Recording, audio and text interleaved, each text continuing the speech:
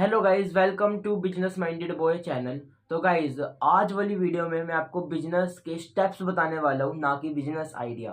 Because guys, हमने आज हमारा डे 5 है एंड मैंने आपको 4 मस्त मस्त बिजनेस आइडिया बता चुका हूँ। तो अब मेन आता है मोटिव।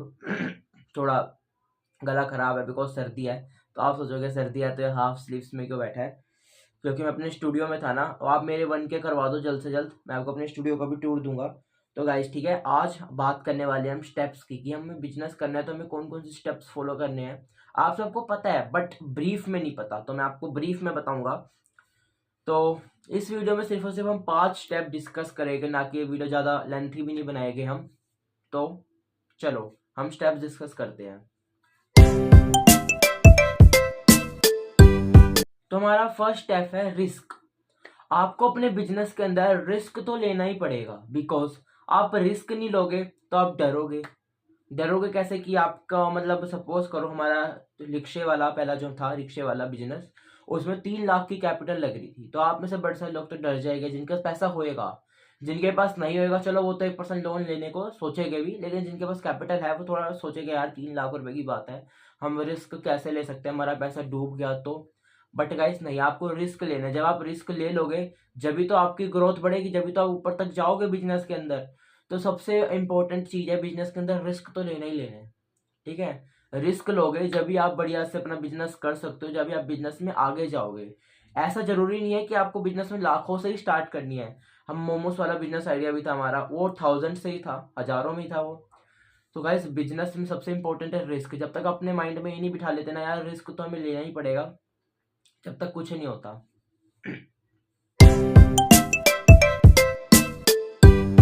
अब गाइस हम बात करते हैं सेकंड बिजनेस स्टेप की, कि हमें सेकंड क्या करना पड़ता है। सेकंड है हमारा मनी मैनेजमेंट।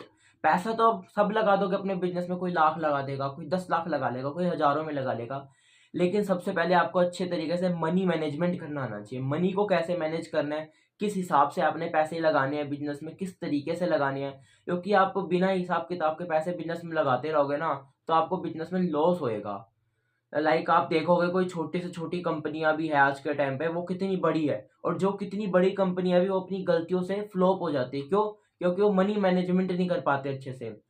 आप एग्जांपल लो अपने घर का। आपके घर में वेडिंग है, शादी है आपके घर में, तो आपके पास सपोज करो 5 लाख रुपए है। 5 लाख रुपए है और 2025 में 5 लाख की वैल्यू बहुत कम होती जा रही है धीरे धीरे, क्योंकि पैसे की वैल्यू कम होती जा रही है। तो आपने क्या करोगे, आप सब पहले मनी मैनेजमेंट कर लोगे ना, 1 लाख इसको देके इतना उसको देके इतना उसको देके। तो ऐसे हमें बिजनेस के अंदर भी हमें मनी मैनेजमेंट करना पड़ता है। समझे ना मैनेजमेंट, मनी मैनेजमेंट का कितना मोस्ट इंपॉर्टेंट रोल है इन बिजनेस। क्योंकि हम जब तक मनी मैनेजमेंट नहीं करेंगे ना बिजनेस के अंदर, तो हमें प्रॉफिट हो ही नहीं सकता, चाहे हम जितना मर्जी पैसा लगा ले बिजनेस के अंदर।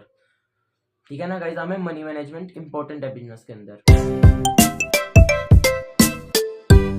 गाइस हमारा थर्ड बिजनेस आइडिया है टाइम मैनेजमेंट। देखो, टाइम इज अ मनी, कहते हैं ना टाइम है तो पैसा है, टाइम इज अ मनी। आप टाइम को मनी मान के चलो, बट मनी को आप टाइम से इंपॉर्टेंट मत लो। मनी टाइम जितनी इंपॉर्टेंट नहीं है, ठीक है ना, as compare to money and as compare to time. आप टाइम को प्रेफर दो, क्योंकि आप टाइम पे सारी चीजें करोगे, टाइम को यूटिलाइज करोगे ना, तो आपका बिजनेस ग्रोथ करेगा ही, अप जाएगा ही। या आप टाइम को मैनेज नहीं करोगे तो आपका बिजनेस डाउन जाएगा। तो आपको क्या करना है, देखो मैं ये नहीं कह रहा हमें जल्दी उठना है, हमने ऐसे करना है, लेकिन जब आप बिजनेस में स्टार्टअप कर रहे हो, स्टार्ट कर रहे हो, जब आपने बिजनेस की लाइन में कदम रख दिया है, तो आपको पूरा अपना एक टाइम टेबल बना के चलना पड़ेगा। जैसे कि कोई स्कूल का बच्चा है, वो पेपर देने जा रहा है और उसके स्कूल का जो टाइम टेबल है वो पूरा सेटअप रहता है कि इतने बजे ये होएगा उतने बजे वो होएगा। तो ऐसे ही आपको बिजनेस करने के लिए टाइम मैनेजमेंट भी करना बहुत ज़्यादा इंपॉर्टेंट है। क्योंकि आप टाइम से रात को सोओगे नहीं, टाइम से जल्दी उठोगे नहीं, टाइम से अपने काम पे जाओगे नहीं, टाइम से अपनी मीटिंग्स अटेंड नहीं करोगे, तो आपको लॉसेस ही होएंगे।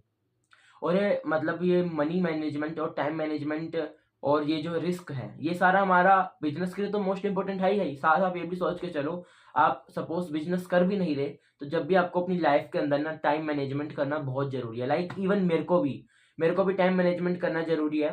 तो जब भी हो सकता है, मैं आपको अपना एग्जांपल देता हूँ। कभी को ना, मैं व्लॉग भी बनाता हूँ, तो मैं एक दिन बड़ी सारी क्लिप शूट कर लेता हूँ, लेकिन लास्ट की जो इंट्रो मतलब एंडिंग वाली क्लिप और स्टार्टिंग के इंट्रो वाली क्लिप्स में शूट नहीं करता। मैं सोचता हूँ चल मैं लास्ट में करूँगा इन सबको शूट।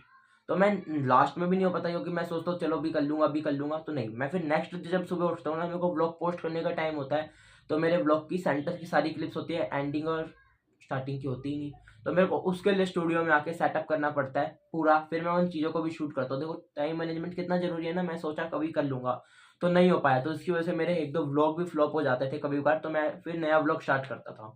तो इसलिए मैं आपको कह रहा हूँ टाइम मैनेजमेंट बहुत ज़्यादा जरूरी है।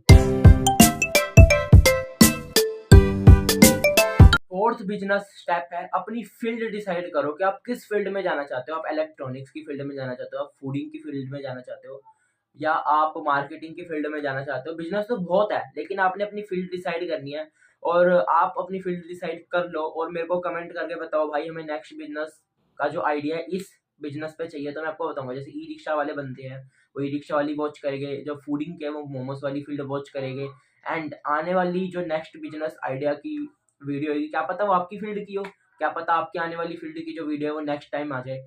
लेकिन आप मेरे को कमेंट में बताओ कि कौन कौन सी फील्ड में आप जाना चाहते हो, तो मैं उसी का बिजनेस आइडिया आपको शेयर करूंगा आपके साथ। तो अपनी फील्ड डिसाइड करके चलना। लाइक आप एग्जांपल ले लो, बच्चा 10th तक, मतलब जो एक स्टूडेंट लाइफ है वो 10th तक पढ़ते हैं, 11th में जाते हैं वो, तो अपनी अपनी सारी स्ट्रीम डिसाइड करते हैं, कोई कॉमर्स, कोई साइंस, कोई आर्ट्स, कोई वोकेशनल। जब तक उनको अपना पता ही नहीं होगा कि हमें स्ट्रीम क्या लेनी है, तो फिर वो करेंगे क्या आगे।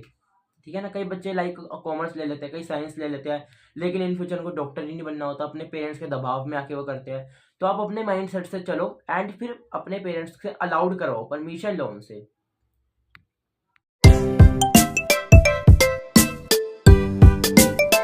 पांचवा और सबसे मोस्ट इंपॉर्टेंट बिजनेस स्टेप है हमारा, आपको अपने लिए सही मेंटोर ढूंढना पड़ेगा। मेंटोर जो कि आपको समझेगा, आपको गाइडेंस देगा। लाइक मैं तो बता रहा हूँ कि बिजनेस कैसे करना है, बिजनेस के आइडिया दे देता हूँ मैं, ऐसे करोगे तो इतना पैसा मिल जाएगा, उतना करोगे तो इतना प्रॉफिट मिल जाएगा, स्टेप्स बता देता हूँ।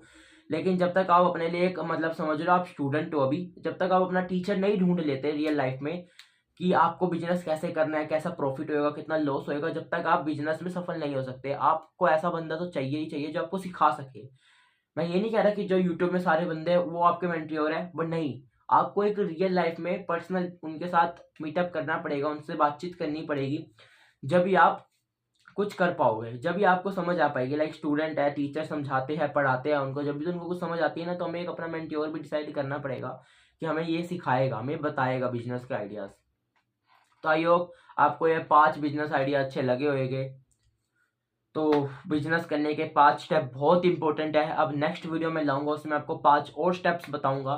तो चैनल को एक लाइक एंड एक सब्सक्राइब कर देना। तो सो बाय गाइज, मिलते हैं नए बिजनेस आइडिया वीडियो के साथ। सो बाय गाइज।